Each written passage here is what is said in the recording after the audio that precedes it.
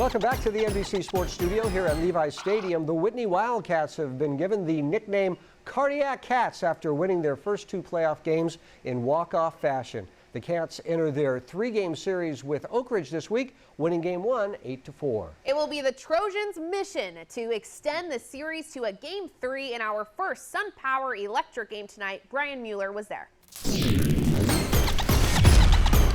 Electric game. Robert and Aubrey, these two teams are getting quite familiar with each other. Our SunPower Electric game marks the fifth time that the Trojans and Wildcats have matched up in the last 2 weeks. Whitney took the regular season series 2-1, and they will now try to close things out in the postseason here Wednesday afternoon.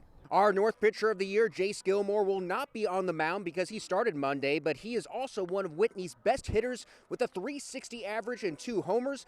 As for the Trojans, Braden Frank leads the team with a .333 average and 16 RBI. SunPower Electric game time. The Trojans trying to force a Game 3 in the series, and they couldn't have asked for a better start. Bottom one, a runner on for the aforementioned Frank. He grounds one through the right side. CALIN TREXLER comes in to score, and it's 1-0.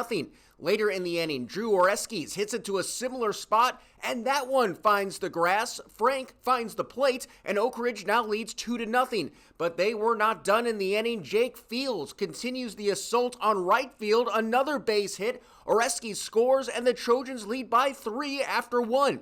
But in the second, Whitney has runners on first and second. Nathan Erickson lines a single. Shane Saunders coming around, but right as he gets home, the runner is thrown out at third for the final out, but the ump rules that Saunders touched home before the out, so the run counts. It's 3-1.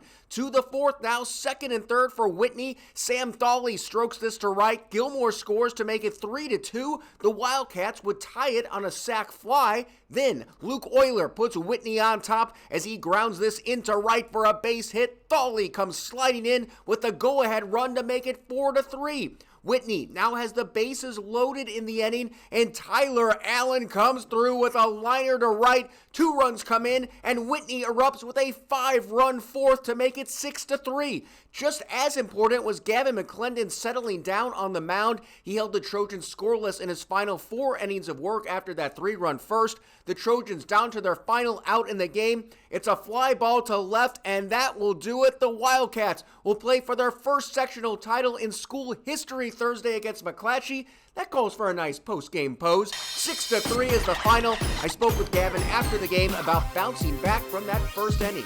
Definitely found my stuff after first, second inning because those were rough. My pitch count was getting higher, but just kept focusing, throw strikes. Reporting in El Dorado Hills for the SunPower Electric game, Brian Mueller, 49ers sac-hi Sports.